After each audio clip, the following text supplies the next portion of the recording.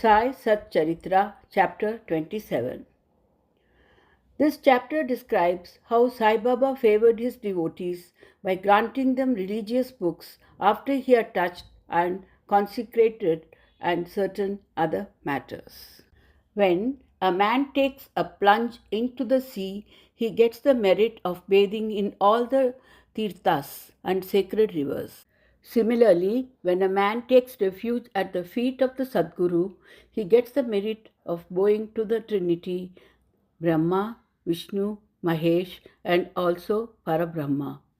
Victory be unto Sri Sai, the wish-fulfilling tree and the ocean of knowledge who gives us self-realization. O Sai, create in us regard for your stories. Let the readers and hearers devour them with the same relish with which the chatak bird drinks water from the clouds and becomes happy. May the readers experience all the sattvic emotions, and may all their hostilities and prejudices, great and small, vanish while reading your stories. If this happens, it's a sign of the grace of the Guru drawing upon them. When these emotions develop in you, the Guru is most pleased and will certainly lead you on to the goal of self-realization. The best way, therefore, to become free from the shackles of Maya is complete and wholehearted surrender to Sai Baba.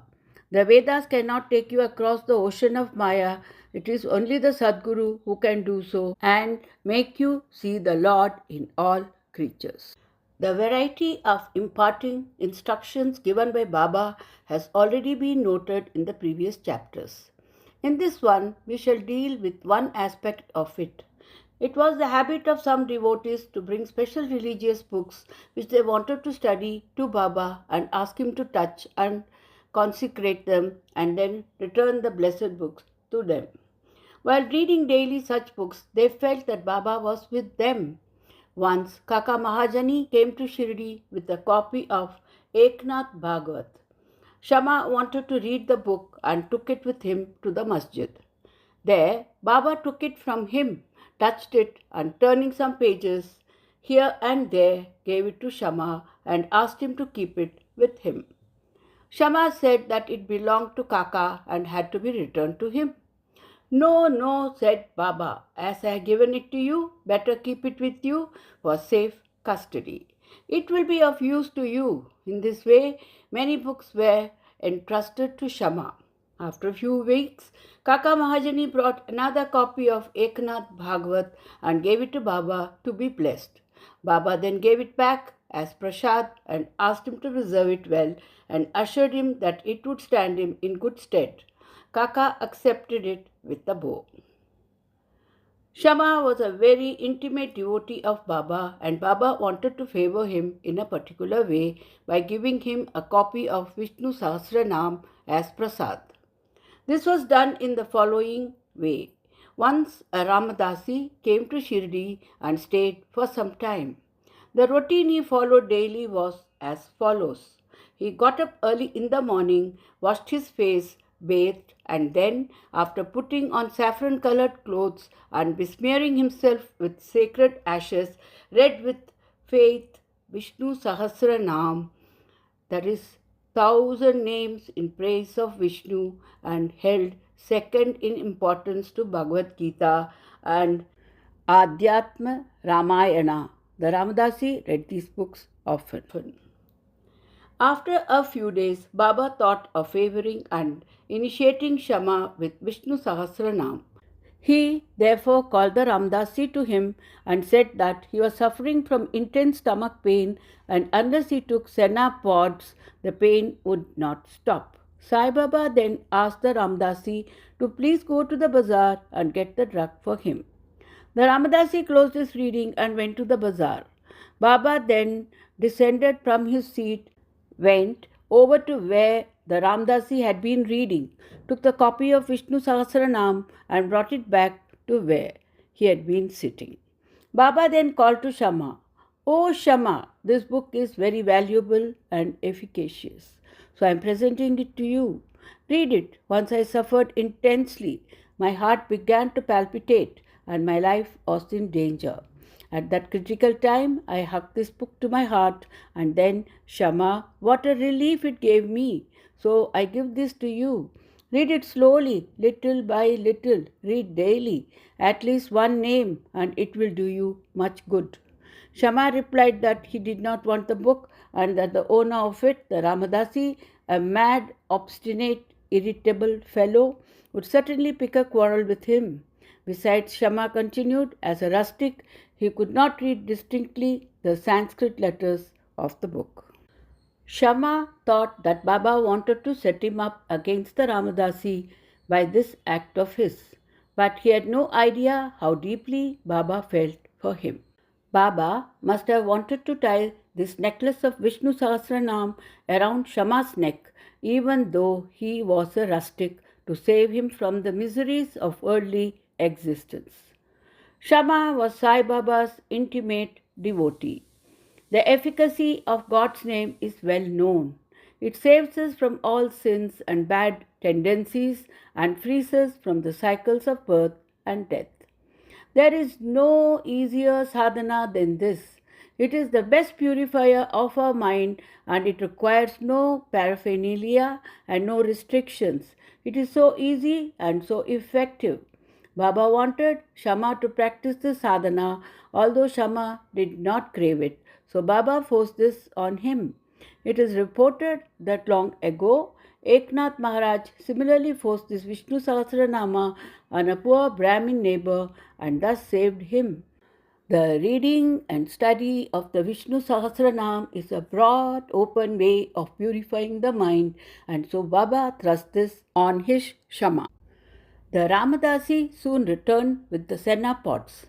Anna Chinchanikar, who was then present and who wanted to play the part of Narada, the celestial sage who was notorious for setting up quarrels between gods and demons, informed the Ramdasi of what had happened.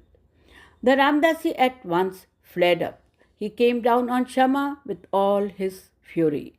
He said that it was Shama who has asked Baba to send him away under the pretext of a stomach ache and thus took the book. He began to scold and abuse Shama and remarked that if the book was not returned, he would dash his head before him. Shama calmly remonstrated with him, but in vain. The Baba spoke kindly to him as follows. "O Ramadasi, what is the matter with you? Why are you so turbulent? Is not Shama a boy? Why do you scold him unnecessarily? How is it that you are so quarrelsome? Can you not speak soft and sweet words? You read these sacred books daily, and yet your mind is impure and your passions uncontrolled. What sort of a Ramadasi are you? You ought to be indifferent to all things. It is not strange that you should covet this book so strongly. A true Ramadasi should have no mamta, but should have samata towards everything. You are now quarreling with Shama for a mere book. Go and take your seat. Books can be had in plenty, but not men. Think carefully and be considerate. What is your book's worth? Shama has no concern with it. I took it myself and gave it to him. You know it in your heart. I thought Shama might read it and profit thereby, and so I gave it to him." How sweet were Baba's words, soft, tender, and nectar-like. The effect was wonderful. The Ramdasi calmed down and said to Shama that he would take the Pancharatni Gita in return. Shama was very pleased and said, "Why one? I shall give you 10 copies in return." So the matter was ultimately settled. The question for consideration is, why should the Ramdasi press for the Pancharatni Gita, the God in which he never cared to know? And why should he, who read religious books in the masjid every day in front of Baba, quarrel with Shama? We do not know how to apportion the blame and whom to blame. We can only say that had this not happened, the importance of the subject, the efficacy of the God's name, and the study of the Vishnu Shastra Nama would not have been brought home to Shama. So we see that Baba's method of teaching and initiating was unique. In this case, Shama gradually studied the book and mastered its contents to such an extent that he was able to explain it to Professor G.G. Narke, the son-in-law of Shriman Bhuti and a devotee of Baba. One day, while Kaka Sahib Dikshit was meditating after a morning bath in his vada at Shirdi, he saw a vision of Vittal. When he went to see Baba afterwards, Baba asked him, "Did Vittal Paratil come? Did you not see him?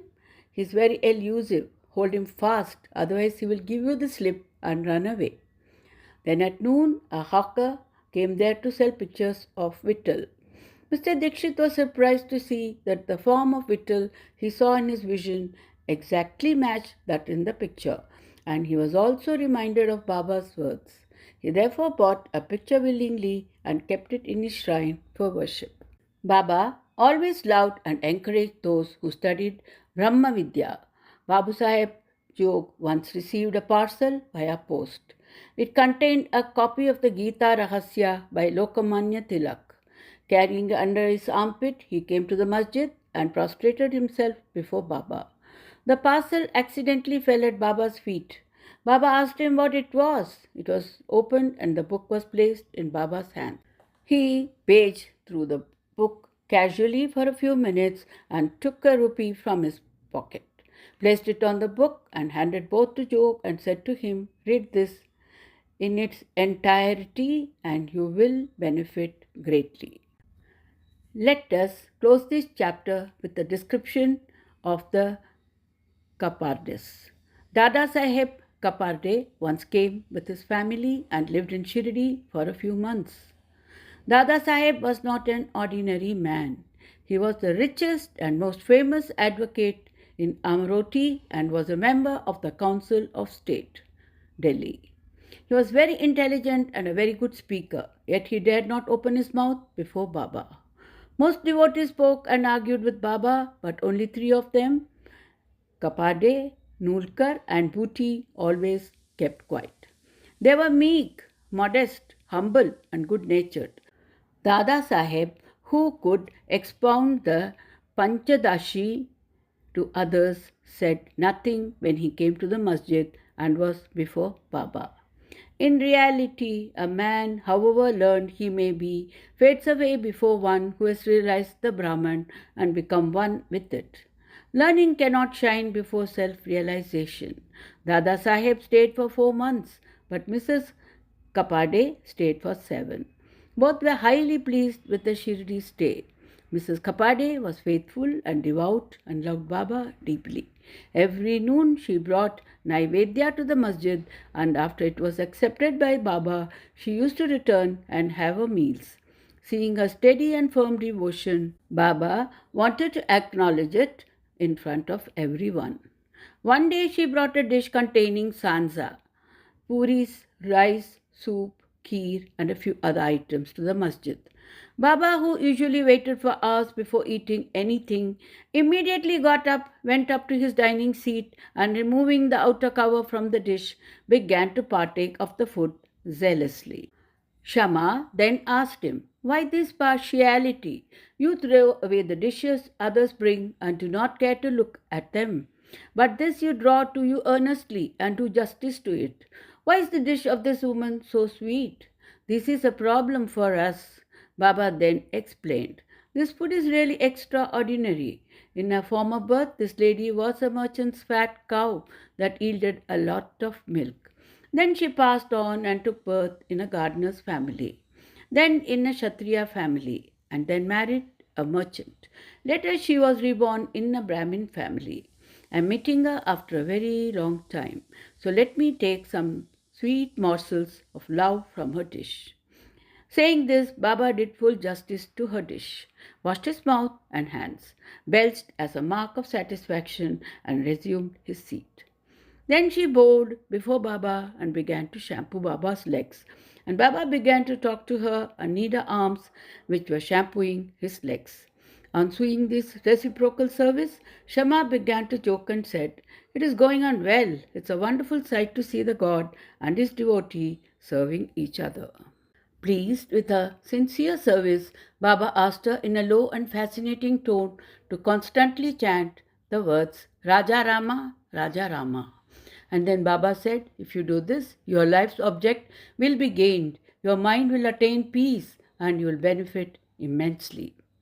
To persons unfamiliar with spiritual matters, this might appear to be an affair. But this was not so. It was a case of what is technically called Shaktipat, the transference of power from the Guru to the disciple. How forcible and effective were Baba's words! In an instant, they pierced her heart and found a place there. This case illustrates the nature of the relations that should exist between the Guru and the disciple. Both should love and serve each other as one. There is no distinction or difference between them. Both are one and the same, and one cannot live without the other. This disciple, placing his head on the Guru's feet, is an outward vision. In reality, they are both one and the same. Those who see any difference between them are yet unripe and not perfect. Both to Sri Sai, peace be to all.